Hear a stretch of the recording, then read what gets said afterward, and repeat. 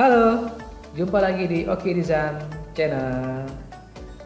Baiklah, pada kesempatan kali ini kita akan kenalan dengan salah satu struktur penting dalam bahasa pemrograman, yaitu namanya adalah struktur perulangan. Nah, dari namanya kita bisa tahu bahwa struktur ini fungsinya adalah untuk mengulang baris perintah. Jadi salah satu fungsinya ataupun kegunaannya adalah seorang programmer itu tidak perlu lagi mengetik sintaks yang sama untuk berulang kali. Cukup menggunakan struktur perulangan ini. Walaupun juga sebetulnya struktur ini juga bisa digunakan untuk fungsi yang lain yang ada hubungannya dengan struktur perulangan. Ya, sepertinya mencetak tabel ya ataupun absensi misalnya seperti itu.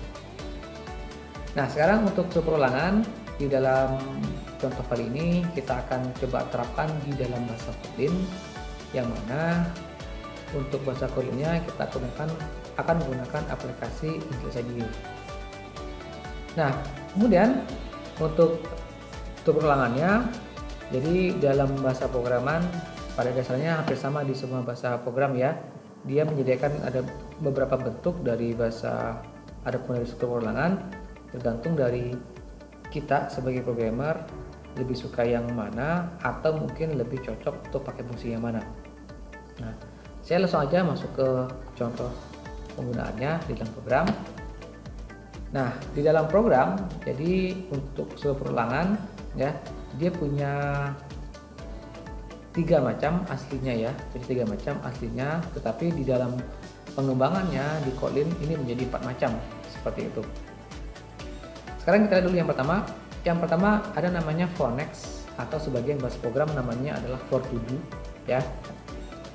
Kalau bisa dilihat, kalau struktur perulangan yang ini dia agak sedikit ringkas karena untuk struktur perulangan ya antara yang jadi parameter ataupun yang jadi variabel itu kondisinya hanya ada di satu baris perintah saja. Karena yang namanya perulangan dia pasti ada stopnya, ada berhentinya. Dan di sini mudahnya di dalam struktur perulangan yang bentuk for ini digabungkan ke dalam satu baris perintah. Yang mana ini dia bentuknya. Ya. Jadi keywordnya menggunakan perintah for. Kemudian kalau di Kotlin ya, untuk kondisinya itu dia cukup menggunakan perintah in ini, dan berapa banyak jumlah perulangannya sebutkan ada di sini. Ya, ini artinya di contoh yang ini yang kita buat untuk perulangannya kita buat di antara 1 sampai dengan 10 angkanya. Ya, 1 titik 10 ini artinya akan diulang sebanyak 10 kali. Yang akan kita ulang adalah di sini contohnya variabel i. Dan ini mudahnya di dalam struktur ulangan yang ini kita nggak perlu buat deklarasinya. Dalam program dia langsung bisa dikenali. Ya, sekarang kita coba aja langsung dalam program, kita running ya di sini, kita jalankan. Nah, nanti hasilnya seperti ini, akan muncul angka 1 sampai dengan 10 dan selesai terakhir. Nah, kenapa muncul angka ini? Karena yang kita tampilkan adalah, yang kita cetak adalah isi dari variabel i-nya. Dimana ini isinya kita mulai dari angka 1, kemudian saya berurutan menjadi angka 10 ya, seperti ini. Dia jadinya berurutan seperti ini. Nah, sekarang kalau bagaimana kebalikannya? Kalau kebalikannya ya, di sini perintahnya kita ubah sedikit. Artinya kalau yang sedang kebalikan maksudnya dari angka besar ke kecil, kalau ini kan dari kecil ke besar. Nah, perintahnya cukup seperti ini, kita ketik ini dirubah dulu ya. Ini dengan angka paling besar dulu, angka 10. Ganti ya, salah, 10 down to 1. Nah, kayak gini ya. Ini seharusnya nanti perintahnya angkanya akan berubah dari angka terbesar ke kecil. Ya, kita coba saja di sini jalankan, kita run di proses running, dan nanti ini hasilnya adalah nah seperti ini. Jadi muncul angkanya dari 10 ke 1. Ini kebalikannya ya. Kalau yang tadi dari kecil ke besar dari 1 ke 10 ya. Nah, ini menggunakan perintah for next ataupun for to do. Struktur yang pertama. Sekarang kita lihat struktur yang kedua, namanya do while. Nah, untuk do while yang jadi keywordnya adalah di sini ada do sama ada while-nya di sini ya, yang jadi keywordnya.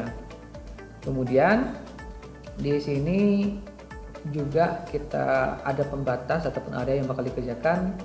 Setelah tanda do ini ada kurung kurawal ya, dan ini pasangannya, tutupnya di sini.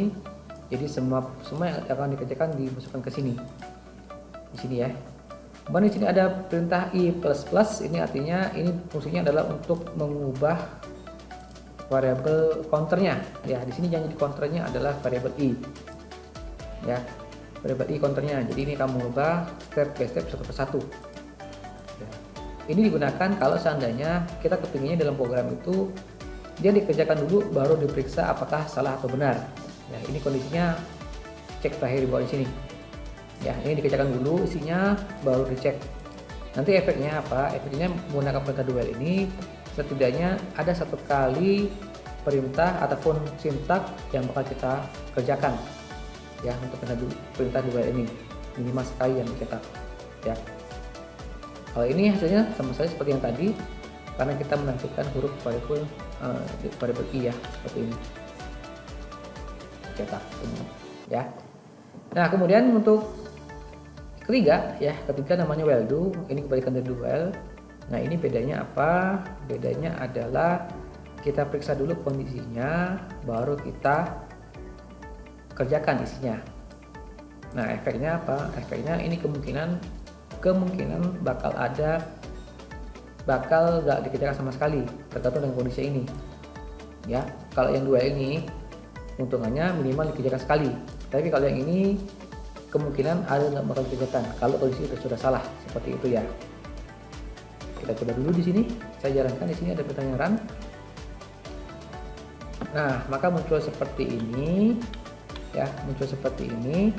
Nanti yang muncul angka 1 dengan 10 ya, karena yang muncul adalah huruf variabel i-nya. Nah, sekarang tadi yang saya tunjukkan kalau seandainya ini sudah salah duluan, yang ini misalnya saya masukin angka 11, otomatis kalau dimasukin angka 11 maka ini jadinya 11 kurang dari 10 maka nilainya false, maka ini bakal kecetak. Kita coba jalankan, kita running, maka yang muncul hanyalah proses ya, yang muncul adalah selesai aja karena di sini kondisinya sudah salah. Ini nggak bakal tercetak dan langsung lompat ke sini ya. Kemudian saya kembalikan dulu. Nah, kemudian kalau seandainya kita mau menampil tidak hanya variabel i yang kita mau tampilkan, misalnya mau ada tampilan teks yang mau kita tampilkan, maka ini harus kita aktif dengan petik ganda dulu ya. Petik ganda dulu kita aktif seperti ini, dan variabelnya kita gunakan tanda dan $, ya, maaf ya, tanda ini simbolnya. Kemudian di belakangnya kita tambahkan teks, misalnya apa nih, misalnya Kotlin ya. Kita jalankan di sini, kita running.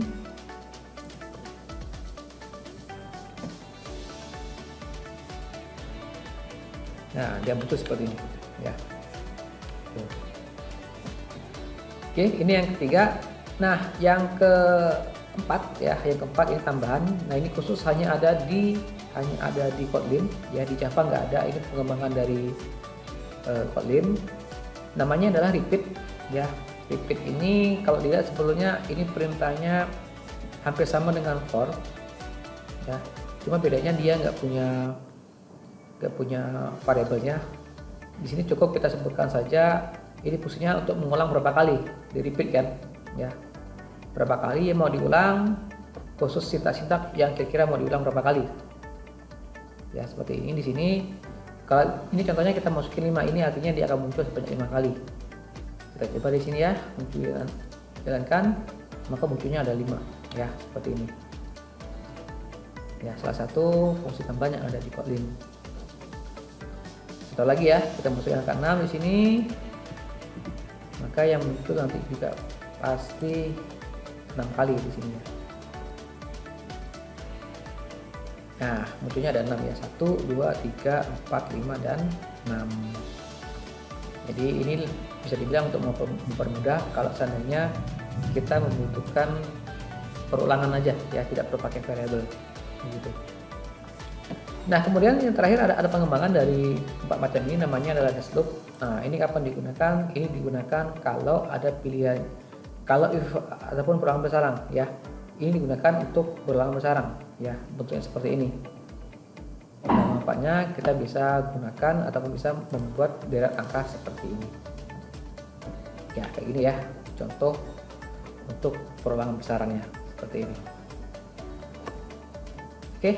Demikian contoh penggunaan struktur perulangan di Kotlin, yang mana untuk struktur ulangannya itu ada for next atau for do, ada bentuk do while, ada bentuk while do, dan bentuk repeat ya. Jadi tergantung dengan penggunaannya seperti apa, dan juga ada penggunaan dari next loop ataupun bersarang. Demikian sedikit struktur perulangannya. Mudah-mudahan ada manfaat untuk kita semua, dan terima kasih atas perhatiannya. Sampai jumpa lagi. Bye.